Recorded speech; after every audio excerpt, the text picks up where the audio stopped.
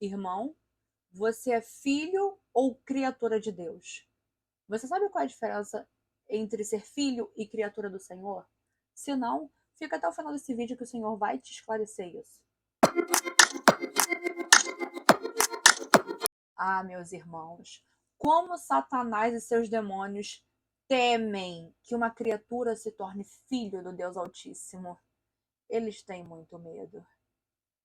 Sabe, irmãos, a vida espiritual ela é tão, mas tão real. Ela é tão árdua que só sobrevive nela quem realmente é filho de Deus. Quem é filho, ele entende quem ele é no Senhor. Isso é fundamental para você lutar contra Satanás e seus demônios. E por isso ele luta muito para que você não se torne filho, mas permaneça uma criatura. Ou se você vier a se tornar filho, que você viva numa cegueira espiritual e você não consiga progredir na sua fé. Fique sempre ali bebendo leite, né? Como está escrito lá em Hebreus. Pelo tempo que vocês estão caminhando, já era para estar comendo comida sólida. Mas eu tenho sempre que voltar aqui para dar leite para vocês. Até quando? Até quando vocês vão ficar tomando leite e não vão progredir na sua fé? É, meus irmãos, é uma batalha espiritual muito grande. E aí você vai falar assim, mas como assim você está dizendo que filho e criatura são coisas distintas? Veja o que o Senhor Jesus fala aos seus discípulos lá em Mateus. Ide e pregai o evangelho a toda criatura. Está muito claro, meus irmãos, que se tratam de criaturas de Deus. Mas você pode se tornar verdadeiro filho do Senhor. Só que Satanás vai lutar muito para que isso não aconteça, gente. Mas muito mesmo. Muito. Sabe o que acontece? Quando você se torna filho de Deus, eu vou te dar um exemplo aqui do próprio Senhor Jesus. Quando ele chega em Gadara. O que ele encontra lá, meus irmãos? Um jovem possesso, endemoniado, que vivia em meio aos sepulcros. O jovem gadareno. E o que os demônios falam quando vê o Senhor Jesus? Olha o que ele fala, irmãos, é muito forte. Ele olha para o Jesus e fala: Que tenho eu contigo, Jesus, ó Filho do Deus Altíssimo? Rogo-te que não me atormente. Satanás sabe com quem ele fala, com quem ele mexe, onde ele pode tocar. Se você ainda não se tornou filho, é uma presa fácil demais para ele brincar. E brinca, meus irmãos, ele brinca com o crente que não se converte verdadeiramente ao Senhor. Fica levando a vida com Deus na brincadeira. Ele brinca, meus irmãos. Você vê como é que ele se portou diante do Senhor Jesus? Ele temeu e ele falou: Que tenho eu contigo, ó Filho do Deus Altíssimo? Por favor, não me perturbe, não me atormente. E aí, meus irmãos, você vai chegar para mim e falar: Ah, mas isso só aconteceu porque foi com o Senhor Jesus. Olha o que Paulo escreve aos Romanos, meus irmãos. Presta atenção nisso. Romanos 8, 14 em diante. Pois todos os que são guiados pelo Espírito de Deus são filhos de Deus. Presta atenção. Há uma condição para se tornar filho de Deus. Tem que ser guiado pelo Espírito Santo.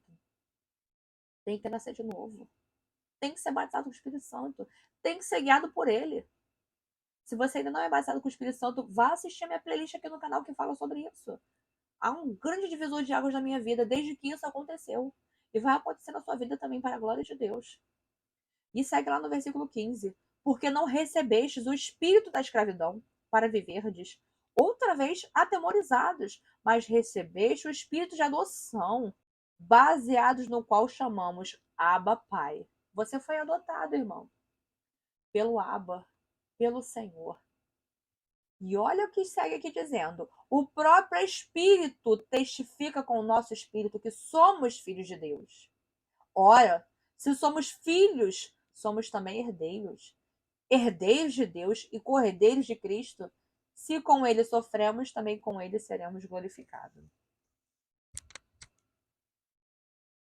Conseguiu entender? Que desde o momento em que você levanta a sua mão lá no apelo e fala: Eu aceito ao Senhor Jesus como meu único e suficiente Salvador, Quero hoje passar a viver sendo guiado pelo Espírito Santo. Quero nascer de novo, matar minha velha criatura. Eu quero hoje fazer a vontade do Pai. Você começa a se tornar filho de Deus. Irmãos, isso é muito forte. Satanás vai lutar o tempo todo para que você não consiga essa condição diante do Senhor. Mas ele é fundamental para a tua sobrevivência aqui, irmãos. Sei que você entenda a sua identidade no Senhor. Satanás vai te derrubar muito facilmente. Você vê que lá no deserto, quando o Senhor Jesus estava lá nos seus 40 dias de jejum, Satanás fica o tempo todo tentando questionar a identidade do Senhor. Se és filho de Deus, transforma essas pedras em pães. Se és filho de Deus, atira-te daqui. Você tem noção disso? Satanás sabe onde ele pode atacar a gente. É na identidade. Se você não tem a sua identidade muito resolvida, ele vai te desmoronar. Um exemplo prático, você tá lá numa situação assim de urgência, você tem uma conta para pagar. E aí Satanás buzina na tua cabeça. Ah, não, Deus não vai te ajudar com isso. Poxa, pede dinheiro emprestado a fulana. Passa esse cartão na maquininha e saca esse valor e paga. Depois você paga o cartão devagarzinho. Pega esse empréstimo. Quem é filho sabe o que o Senhor fala para o seu filho. Ele fala o quê? Que ele vai prover. Não se preocupe, a provisão vai chegar.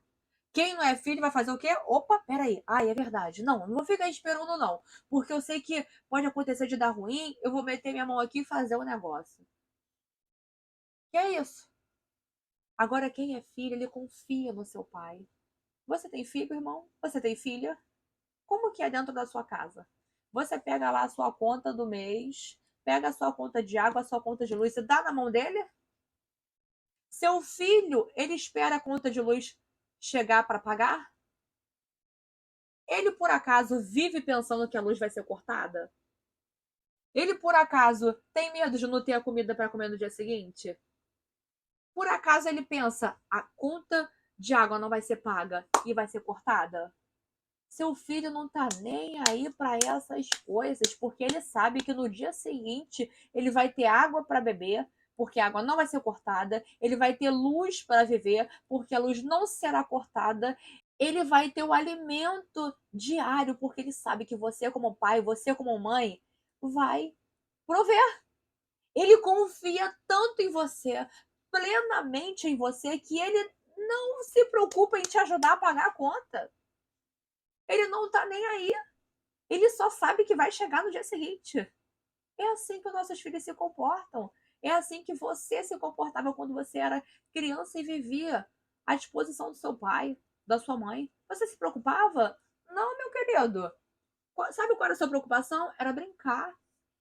Sua preocupação era assistir desenho. Você sabia que todo dia estava lá. Todo dia estaria lá, não iria faltar. É assim que Deus quer que a gente faça com ele. Irmãos, tem uma história muito fascinante que eu sempre conto para as pessoas. E isso se aplica muito aqui nessa situação. É a história de um rapaz que ele tinha poucos recursos financeiros, só que ele juntou um dinheiro para poder pagar uma passagem de cruzeiro, para se deslocar para um outro país, né? E beleza, ele juntou esse dinheiro, comprou a passagem com os amigos, e desde que ele entrou no cruzeiro, ele se enfurnou dentro do quarto e ficou lá até a viagem acabar.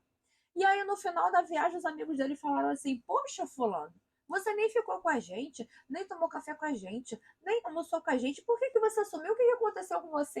Aí sabe o que ele responde? Ah, não, cara, é porque eu não tinha dinheiro para comprar essas coisas. E o que os amigos dele responderam para ele? Ué, fulano, mas era tudo pago.